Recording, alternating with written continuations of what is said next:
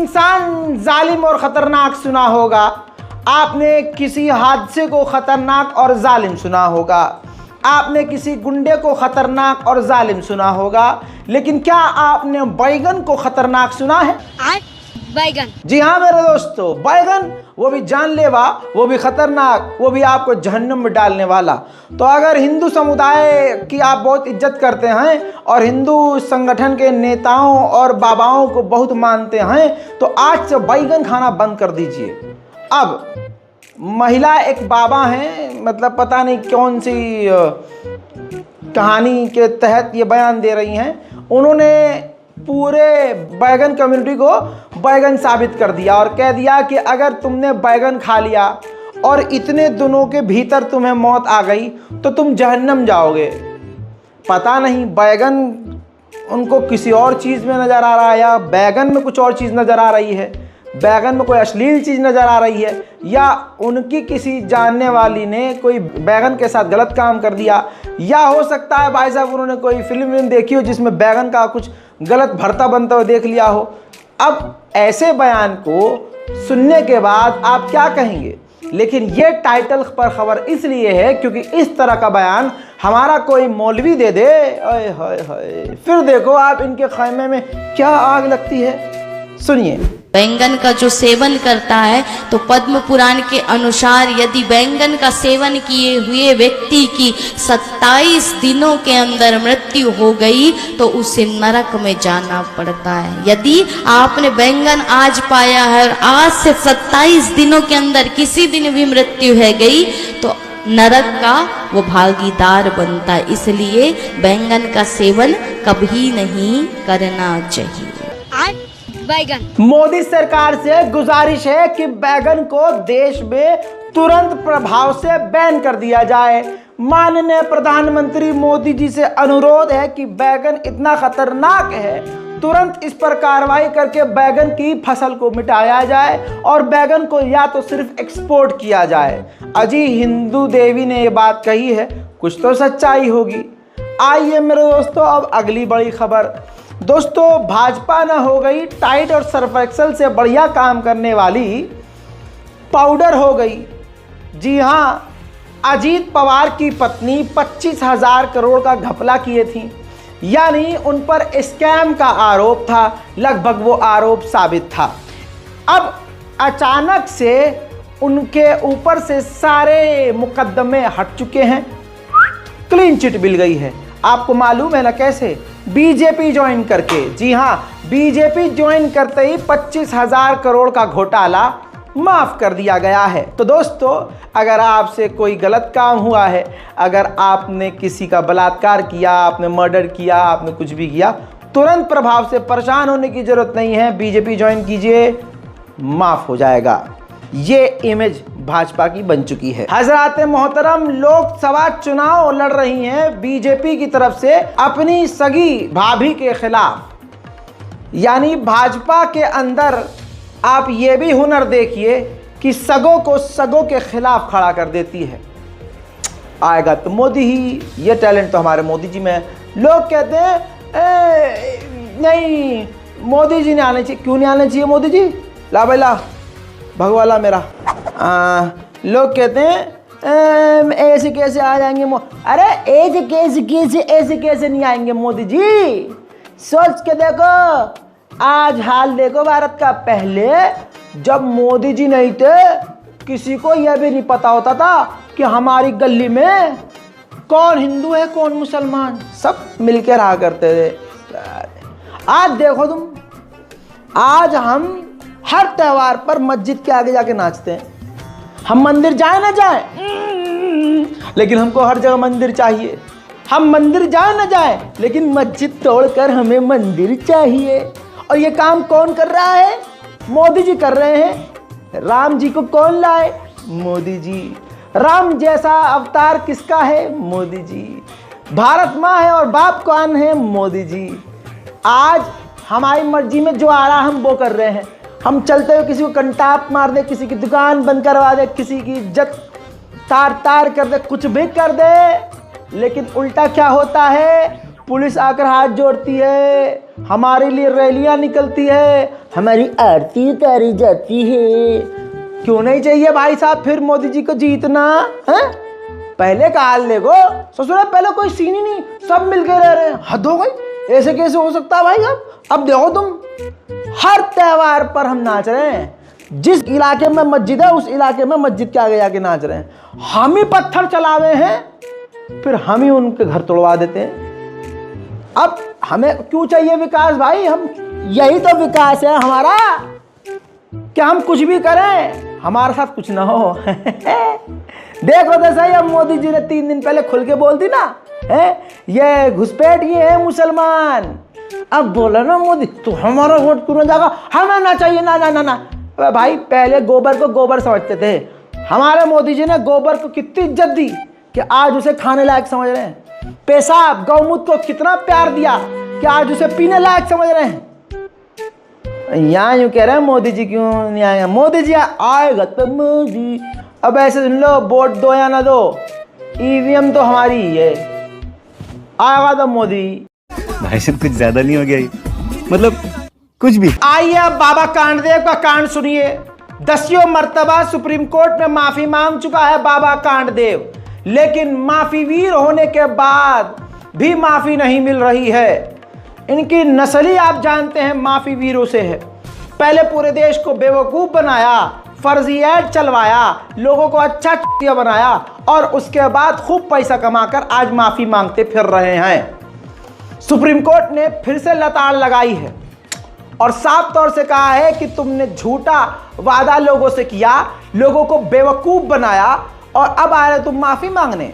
दोस्तों, यहां पर भी जो बाबा हैं वो खेल गए हैं। बाबा ने क्या करा, 10 लाख रुपए खर्च करवा के देश के छोटे मोटे अखबारों के छोटे मोटे कॉलम में कोने कोतड़े में माफी मांग ली। फ्रंट पर माफी नहीं मांगी, हाथ जोड़ के, बाबा अगर इतनी औकात, इतना तू सच्चा है तो तू अपनी पूरी तस्वीर लगाता फ्रंट पर और उसके बाद बड़ा बड़ा लिखता, माफ कर दो, झूठ बोला था। इतना लिखता तो सुप्रीम कोर्ट हो सकता था तुझे माफ कर देता। लेकिन आपको बता दूं कि ऐसा नहीं हुआ। छोटे छोटे कॉलम में 10-15 अखबारों में 10-15 लाख रुपए खर्च करने के बाद उसने भाई साहब जो है माफी मांग ली। लेकिन सुप्रीम कोर्ट ने ही सवाल कर लिया कि ये कौन सा तरीका हुआ, छोटे छोटे कॉलम में कोने कोतड़े में तुम माफी मांग रहे हो, हैं? तो ये माफी हम मानेंगे नहीं। बहरहाल माफी नहीं मिली है और बाबा रामदेव बुरी तरह से इस वक्त फंसे हुए हैं। कोर्ट का वीडियो जो मिला है वो दिखा रहा हूं आपको। बाबा जी, आपने माफीनामा दिया और सब आपने पेपर में भी दे दिया है। आपको लगता है कि अब माफी आपको मिल जानी चाहिए? कुछ तो कहिए बाबा जी। हो गया।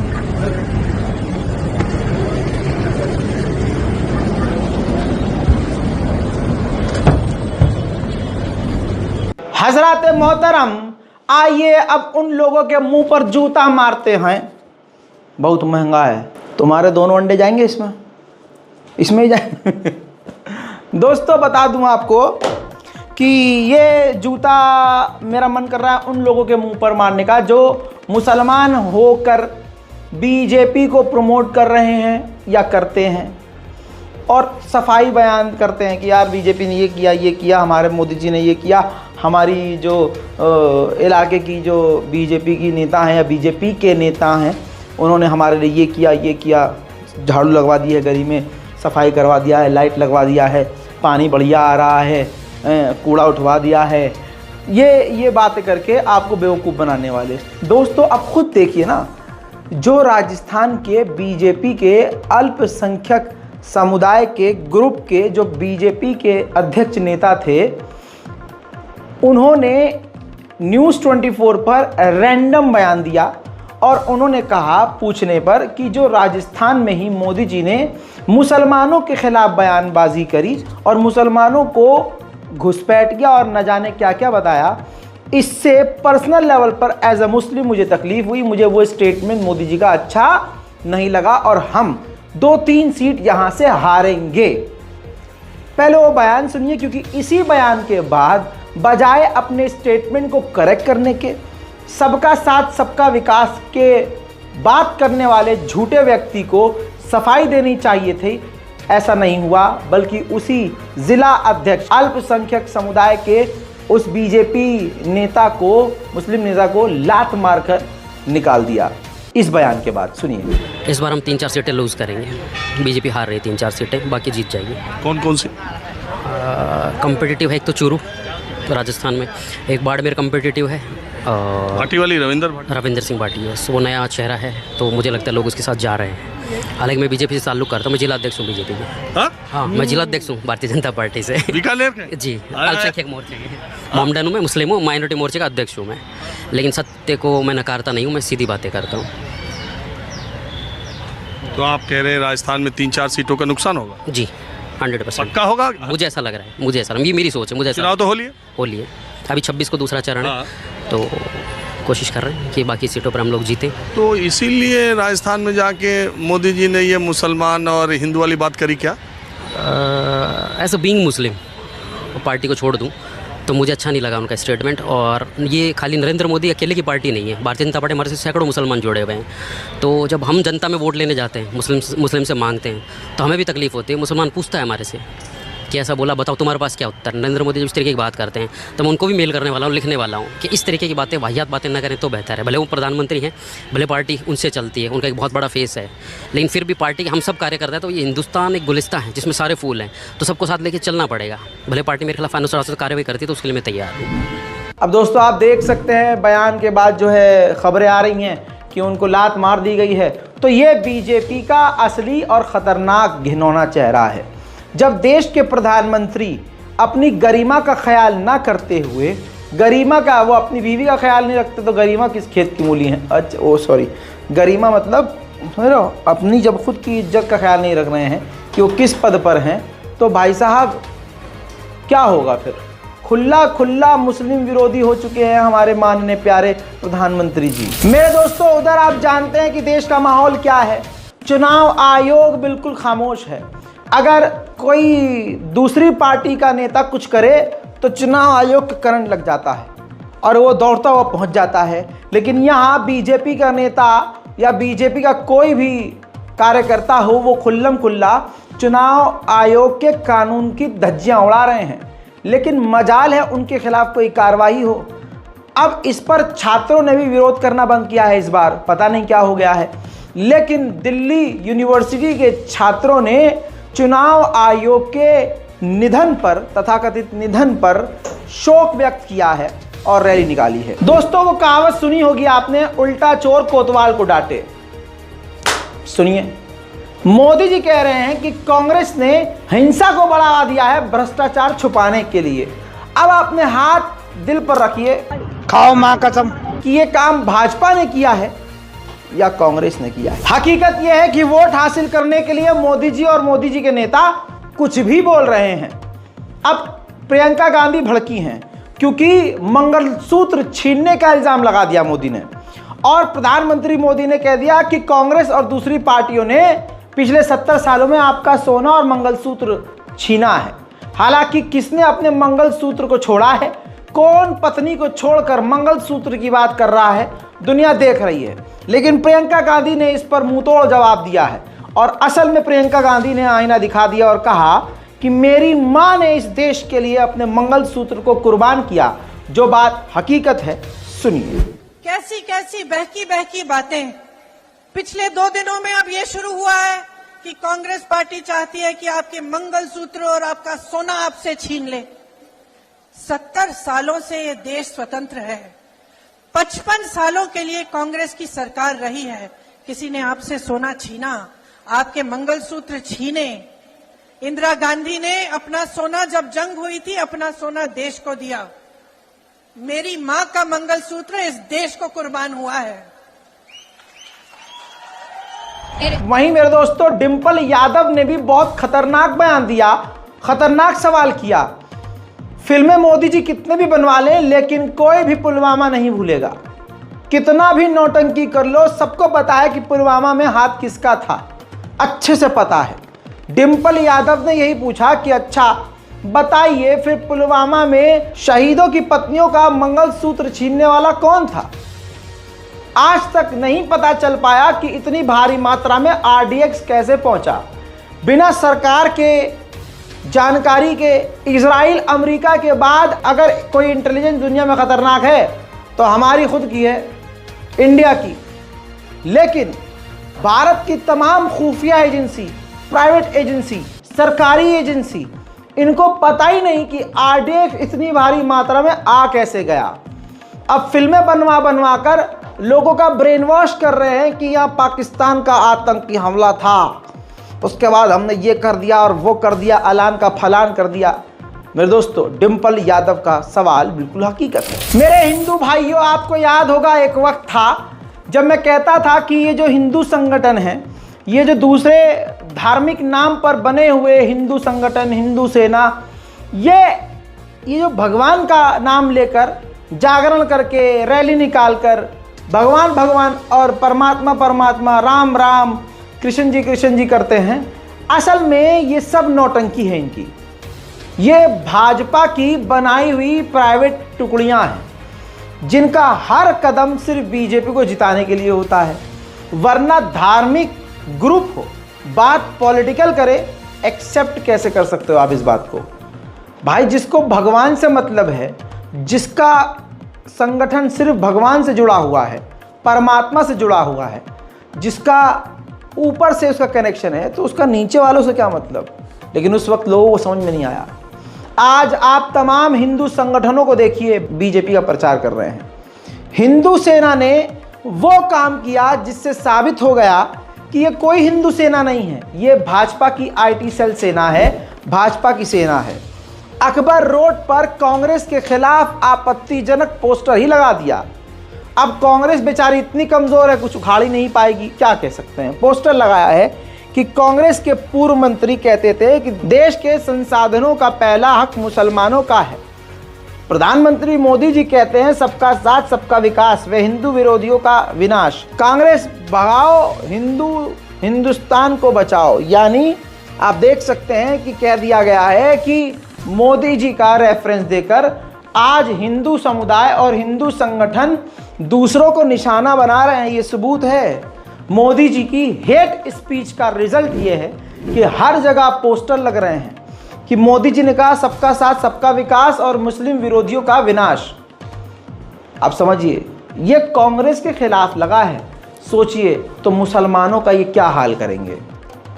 तो सोच समझ के बटन दबाइएगा। तानाशाही की एक लिमिट होती है, लेकिन उस लिमिट से 55,000 किलोमीटर आगे हमारे प्रधानमंत्री मोदी जी जा चुके हैं। दोस्तों, बरेली में रोड शो होने वाला है मोदी जी का। उस रोड शो में पत्रकार महोदय भी आते हैं, हम जैसे लोग भी जाते हैं, कवर करते हैं, दिन बार पसीना बहाते हैं, अपडेट लेते हैं, फिर उसको हर जगह अपलोड करते हैं। लेकिन इस बार ऐसा नहीं है। मोदी जी ने वहाँ के ऑफिसर्स से कहा है कि जो पत्रकार महोदय हैं उनके लिए पास जारी मत करो, यानी वो नहीं आएंगे, ना उनको कोई बाइक दी जाएगी, ना फोटो दिया जाएगा। PMO यानी प्रधानमंत्री के ऑफिस से एक लिंक आएगा उस रैली का, तब उस रैली की तमाम तस्वीरें और वीडियोस उसी लिंक पर होंगी, उसी में से आप उठाएंगे और यूज़ करेंगे।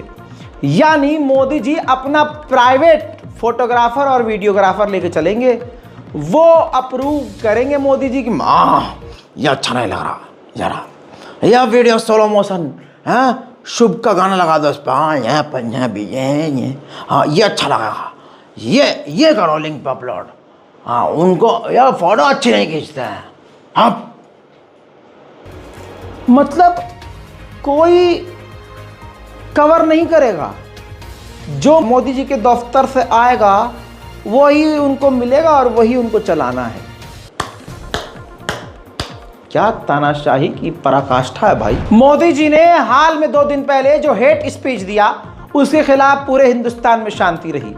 होना कुछ और चाहिए था, विरोध करना चाहिए था, लोगों को सवाल करना चाहिए था, सीधा प्रधानमंत्री से सवाल करते।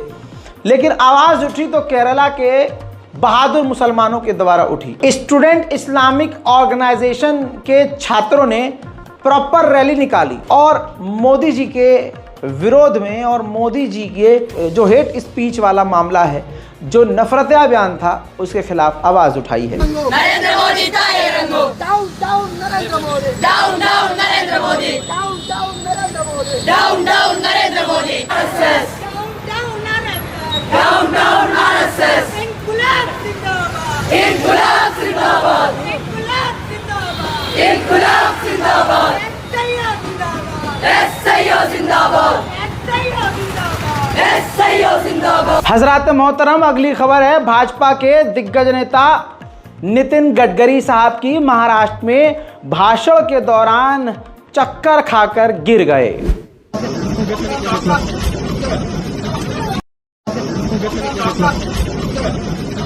मैं उम्मीद करता हूं कि भाजपा का कोई भी नेता ना गिरे, हालांकि जिस हिसाब से गिरे उस हिसाब से अब आगे ना गिरे तो ज्यादा बेहतर है। तू समझा? हाँ। नहीं, तू समझा नहीं। माधवी लता को कौन नहीं जानता। हेट स्टाइल की वजह से और हेट एक्शन की वजह से पूरी दुनिया उनके चेहरे को पहचान गई है।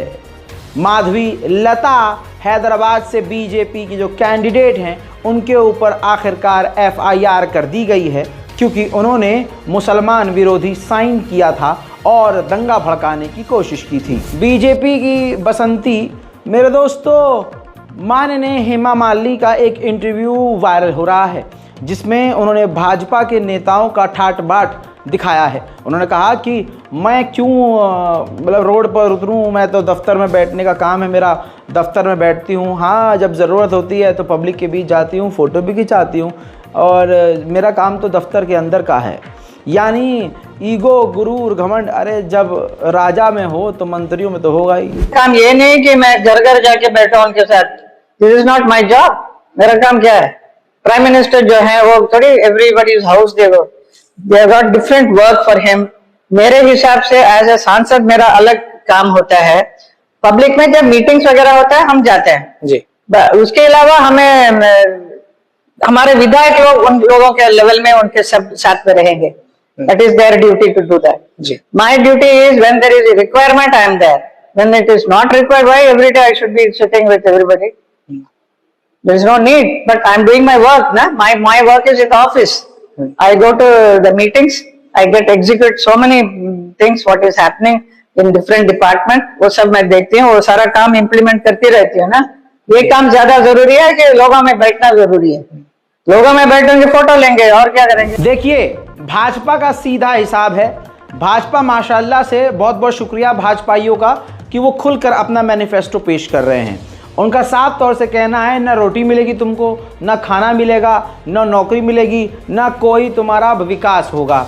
देखो, अगर कुछ भी ना मिले तब भी तुम्हें भाजपा का वोट देना है, क्योंकि इस देश को आज़ाद कराने के लिए लाखों लोगों ने कुर्बानियाँ दी। इसी देश के लिए, प्रधानमंत्री मोदी को जिताने के लिए, भारत के फ़ायदे के लिए मोदी को वोट देना होगा। अब ये समझ में नहीं आ रहा है कि मोदी के फ़ायदे के लिए, नेताओं के फ़ायदे के लिए, किसके लिए ये वोट मांग रहे हैं। लेकिन मज़ेदार बात यह है कि भारतीय हिंदू समुदाय के लोग बड़े ही खुश होकर ऐसी अजूल फजूल बातों को बड़ी मोहब्बत से सुनते हैं।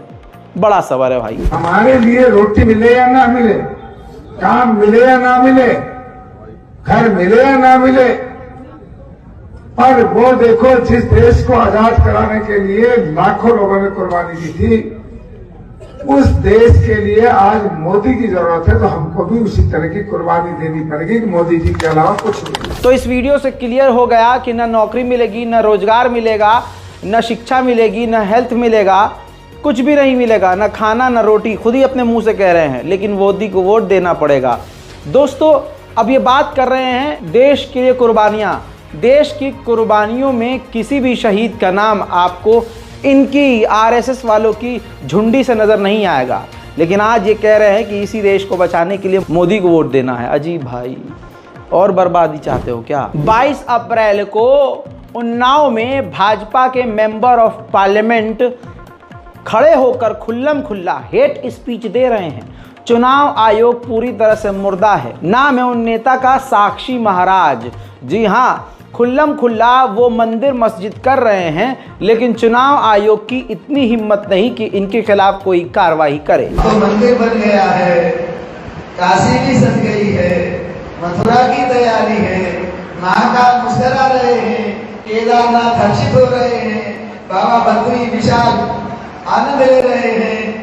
अब अटक से कटक तक, कन्याकुमारी से कश्मीर तक, जय जय श्री राम, जय जय श्री राम। ऐसा कैसे हो सकता है कि देश में चुनाव हो और दंगा करने की साजिश खास पार्टी ना कर रही हो। छत्तीसगढ़ के नारायणपुर के इलाके में सुअरों ने सुअर का सर काट के मस्जिद के पास रख दिया। दंगा भड़काने के लिए एक बड़ी साजिश नाकाम हो गई है। अगर कामयाब होती तो देश का हाल इस वक्त ऐसा है कि चिंगारी अगर लंका के पास लगेगी तो पूरे देश से धुआं निकलेगा। विपक्ष खत्म हो चुका है। दिग्गज नेता जिन्होंने काम किया था जेल में सड़ रहे हैं। जिंदगी और मौत वाला हिसाब है, जीने मरने वाला हिसाब है। इंडिया अलायंस जो इंडिया गठबंधन बना है वो आपस में कुत्ते बिल्लियों की तरह लड़ रहे हैं, तो आदमी क्या कहे। अमरोहा के अंदर इंडिया गठबंधन की मीटिंग थी। दानिश अली के समर्थन में लोग आए थे और आपस में ही सीट और बैठने और फ्रंट पर बैठने को लेकर और कई सारे आपसी मनमुटाव को लेकर वहां बवाल हो गया। मीडिया वहां पर मौजूद था और इंडिया गठबंधन पूरी तरह से टूटता हुआ और गठबंधन की ऐसी तैसी होती हुई नज़र आ रही है। दोस्तों, ये क्या ही जीतेंगे।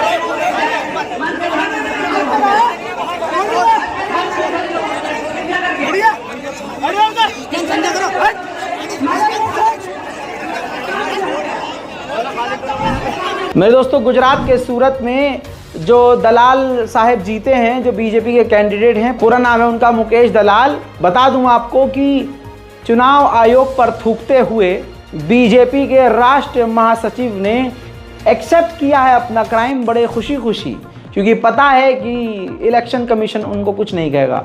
उन्होंने कहा कि हमने उनके खिलाफ जितने भी निर्दलीय लोग खड़े थे, हमने सबको कहा था कि अपना नामांकन वापस ले लीजिए। सबने नामांकन वापस लिया, जिसके बाद हमारा बंदा निर्दलीय जीत गया। ठुकरा के मेरा प्यार मेरा इंतकाम। मेरे दोस्तों, आप सोच रहे होंगे राधा भाई को क्या हो गया यार, कौन से मूड में आ गए। मेरे भाई, खबर ही ऐसी है। सहम गया हूँ और दिल में तमन्ना भी जाग गई है। सहमा इसलिए हूँ कि खबर यूपी की है। यूपी में एक गर्लफ्रेंड ने अपने धोखेबाज बॉयफ्रेंड के बारात में जाकर, शादी में जाकर उसके मुंह पर यह कहते हुए तेजाब डाल दिया, तो मेरा था, मेरा है और मेरा रहेगा। अब बॉयफ्रेंड का मुंह तो झुलस ही गया, उसके साथ जो 3 आसपास जो औरतें खड़ी थी, लड़कियां खड़ी थी, उनका भी चेहरा झुलस गया है। उस लड़की को तुरंत पकड़कर गांव वालों ने, बारातियों ने मिलकर बुरी तरह से पीट कर पुलिस के हवाले कर दिया और धारा 236 के तहत मामला दर्ज कर लिया गया है।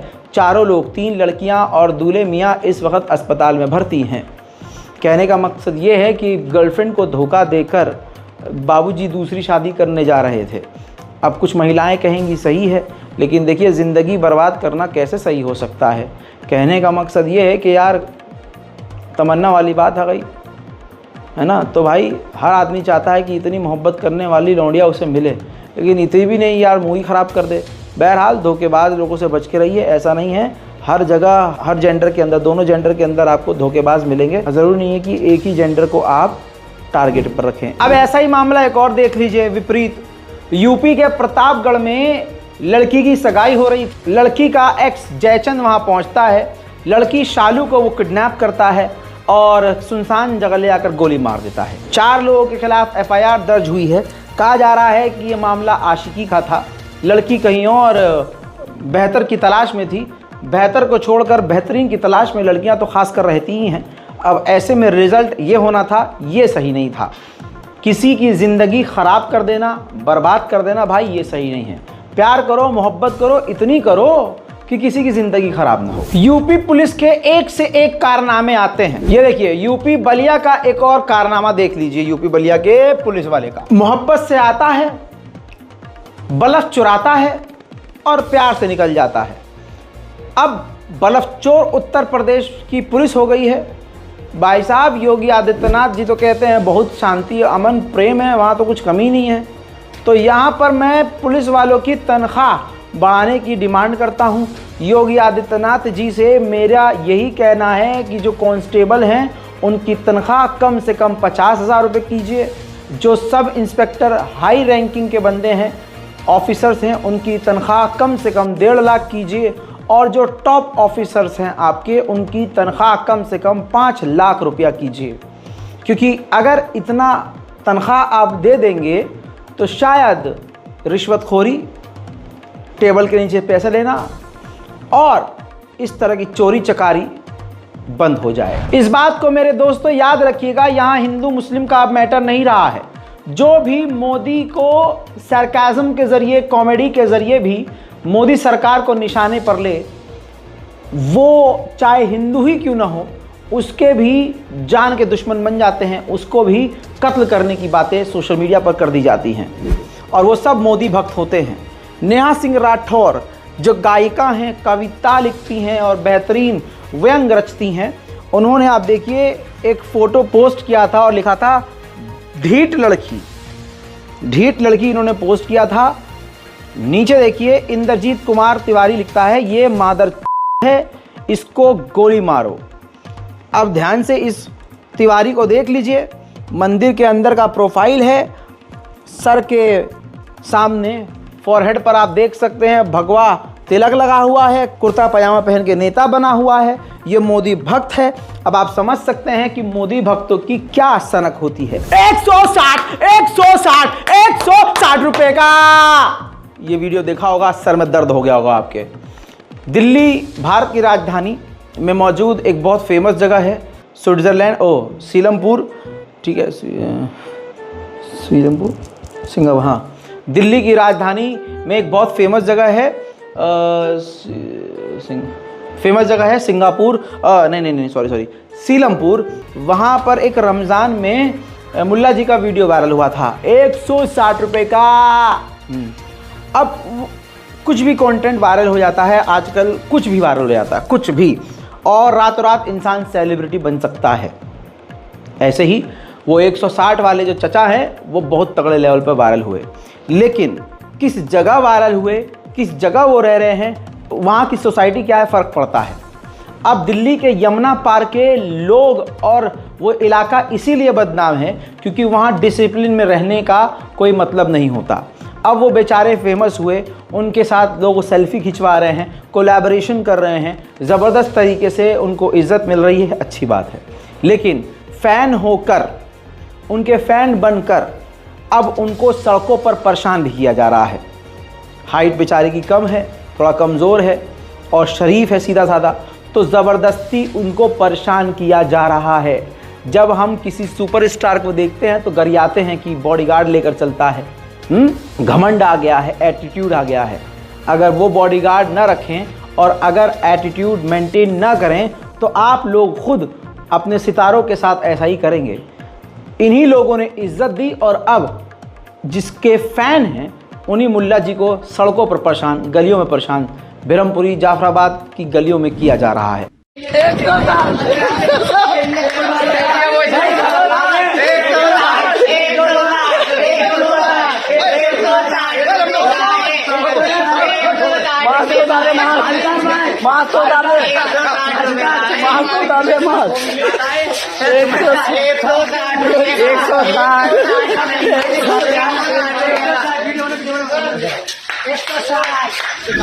सरासर गलत है, बहुत गलत है भाई, नहीं करो, प्लीज़ मत करो। मेरे साथ भी अक्सर ऐसा होता है कि अगर मैं कभी बाइक से गुज़र रहा हूँ तो आवाज़ मारी जाती है, चीख चीख कर आवाज़ मारते हैं, ज़बरदस्ती जो है कंधे में लटक के फ़ोटो खिंचाने लगते हैं। मतलब ऐसा लगता है कि हाँ ठीक है, आपसे हूँ, आप मुझसे हैं, आप लोगों की इज़्ज़त है, आप लोग ही मेरी इज़्ज़त हैं, लेकिन इसका मतलब ये नहीं है कि आप हमारी सलवार में ही हाथ डाल दो। इसका मतलब ये नहीं है कि आप हमारे कपड़ों में हाथ घुसा दो, इसका मतलब ये नहीं है आप सर पे चढ़ के बैठ जाओ, इसका मतलब ये नहीं है कि आप कुछ भी बोलो, कुछ भी करो, ठीक है। कई बार मुझे भी गार्ड रखने का शौक़ नहीं है, लेकिन जामा मस्जिद गया 8-10 गार्ड भी कम पड़ गए थे। अगर वो ना होते तो शायद मैं बिना कपड़ों के बाहर निकलता, ऐसा खींचातानी हो जाती। तो अगर आप किसी को पसंद करते हैं तो उसकी इज़्ज़त कीजिए, सबसे पहले इज़्ज़त कीजिए। कोई वायरल हो गया है, फेमस हो गया है, कंटेंट क्रिएटर है, कुछ भी है यार, इज़्ज़त सबसे इम्पोर्टेंट चीज़ होती है। आप रेस्पेक्ट करो। अब मेरे साथ मसला ये होता है, मैं अपनी लोकेशन एक्सपोज नहीं करता, जहाँ जाता हूँ वहाँ पहले मैं बताता नहीं, क्योंकि भाई मुझे कुछ हो जाएगा तो मेरे घर वालों को तकलीफ होगी, आप 40 दिन बाद भूल जाओगे मुझे, मेरे घर वाले 40 साल तक नहीं भूलेंगे। तो अपनी सिक्योरिटी और सेफ्टी अपने हाथ में होती है। अब कोई चलते चलते मुझसे कहते भाई सेल्फी लेनी है, अब मैं गली में सेल्फी नहीं ले सकता, सड़क पर सेल्फी नहीं ले सकता, बिकॉज अगर मैं गलियों में सेल्फी लेना शुरू कर दूं तो पीछे जो दुकानों के बोर्ड लगे हुए होते हैं या गली में बहुत सारी ऐसी चीज़ें होती हैं जिससे लोकेशन क्लियर हो जाती है कि अच्छा ये यहाँ का फ़ोटो लिया हुआ है। अब जो हमलावर हैं, जो मेरे खिलाफ साजिश रच रहे हैं, उन आपको तो सेल्फी मिल गई लेकिन हमारी जान को ख़तरा हो गया। अब बात निकली है तो अपने मतलब की बात, जो मेरे साथ मसला होता है वो आपको बता रहा हूँ। मेरी गाड़ी पर गोलियाँ चली, पथराव भी हुए, बहुत पहले भी हुआ।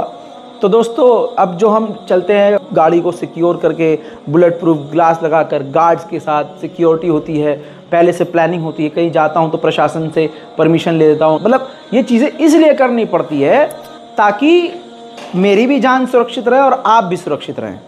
तो इसका मतलब ये नहीं है कि रज़ा भाई के अंदर एटीट्यूड आ गया। देखिए आज मेरा बर्थडे है, आज हमारा जन्मदिन है, हालांकि 23 तारीख से मनाया जा रहा है। हमारे घर वाले अब इतना प्यार करने लगे हैं, पहले नहीं करते थे ना बहुत तेज़ हमारे घर वाले। पहले तो जूता चप्पल से पिटाई हुआ करती थी, 3 साल पहले तक उठा उठा कुछ भी मार देते हमको हैं। अब थोड़ा सा जो है ज़्यादा इज्जत होने लगी है, जब लोगों ने इज्जत देना शुरू करी है। हमारे अब्बा तो हमको कुछ समझते ही नहीं थे, वो तो सोचते थे कहाँ से पैदा हो गया ये मनहूस मारा, कुछ कर ही नहीं, ये तो नाम ख़राब ही कर रहा है मेरा। हर जगह जाता है, नाम बदनाम करता है, नाम ख़राब कर देता है कि फलाने का लड़का ऐसा है। पूरा ख़ानदान में भी नाम बेकार कर रखा है इसने, मतलब एकदम बेड़ा गर्क था मेरा। लेकिन मेहनत करते रहे। हमारा ये काम भी हमारे घर वालों को समझ में नहीं आता था, लेकिन धीरे धीरे जब दूसरे लोग आकर पूछने लगे कि साहब आपके बेटे से सेल्फी लेनी है, साहब आपका बेटा क्या गदर मचा रहा है, तो बाप को हो गया एहसास कि हाँ यार चलो कुछ तो कर रहा है। अब अब्बा जहाँ जाते हैं, घर वाले जहाँ जाते हैं, अब उनको बहुत ज़्यादा इज्जत मिलती है कि भाई एक बाप को बेटे के नाम से पहचान रहे हैं। बाप के लिए इससे बड़ी चीज़ कुछ नहीं हो सकती है। तो हाँ अब थोड़ी ज़्यादा इज्जत मिल रही है, वरना तो जूता चप्पल कैसे नहीं पिटे हम। तो मैं इसलिए बोल रहा हूँ कि अगर माँ बाप मार रहे हैं तुमको और तुम्हारे काम को नहीं समझ रहे हैं, तो मैं आज बर्थडे के दिन आपको एक समझाइश समझ लीजिए अपने छोटे भाइयों को। अगर आपके काम को नहीं समझ रहे हैं, आप कुछ काम कर रहे हैं और उनके समझ में नहीं आ रहा है, लेकिन आपको कॉन्फिडेंस है कि आप उसमें कामयाब हो सकते हैं, आप 100% घुसे हुए हैं, इधर फालतू का दिमाग नहीं लगाया हुआ है, इधर उधर आपका दिमाग नहीं, एक जगह फोकस है और आपको पता है कि आपका मन इस काम में लग रहा है, तो कोई भी काम हो दुनिया का, आप उसमें अगर कीड़ा हो जाएंगे तो कामयाब हो जाएंगे, याद रखिएगा। दूसरी चीज़, कभी किसी को देखकर उसके नक्शे कदम पर चलने की कोशिश मत करो, हमेशा अपना रास्ता खुद बनाओ। अब मेरी गली में, मेरे मोहल्ले में जो खुद मुझे गरियाते थे कल कैमरा देखकर, क्या भाई इतनी फ़ोटो ले हुए, पता नहीं क्या करे है, क्या करेगा इतनी फ़ोटो का, क्या करे, कहाँ डाले है। आज वो खुद अपने औलादे के मुंह में घुसा रहे हैं कैमरा, ले तू भी कर राजा जैसे, तू ना करता है, ले फलाने को लौंडा तो पैसा कमावे, तू कुछ ना कर सका है। और भाई वो भी जो कल तक हमको गरियाते थे, वो भी मोबाइल लिए हर जगह का वीडियो बना रहे हैं, व्हाट्सअप स्टेटस सब। अब जो कल तक मुझे गालियां बकते थे, मेरी गीबत करते थे और मेरे खुद के वीडियो, जीन्स पहन के वीडियो बनाना, उस पर भी ऑब्जेक्शन था, यार ये चिपकी हुई जीन्स पहने। आज उनकी बेटियां अब अपनी माओ को भी रील्स में लेके आ रही हैं, इंस्टाग्राम, यूट्यूब, सोशल मीडिया, क्योंकि भूख। अब उनको ये नहीं पता जिसको तुम कॉपी कर रहे हो, आज तक उसने परिवार के किसी एक शख्स का नाम तक नहीं खोला, नाम छोड़ो एक फ़ोटो तक नहीं दिखाया, और ऊपर से छपरी वाला काम नहीं। हालांकि बहुत लोग सोचते हैं कि छपरीबाजी करके पैसा कमाया जा सकता है, हालांकि छपरीबाजी करके ज़्यादा पैसा कमाया जा सकता है, लेकिन उसमें इज्जत कम होती है। हमारे घर वालों ने सिखाया कि भाई इज्जत ज़्यादा कमाओ, पैसा तो हाथों का मैल है, आएगा जाएगा, आज है कल नहीं होगा, लेकिन इज्जत बरकरार रहनी चाहिए। तो अपन को चाहिए फुल इज्जत। अल्हम्दुलिल्लाह व तुइज़्ज़ु मन तशा व तुज़िल्लु मन तशा, इज्जत अल्लाह ने दी है।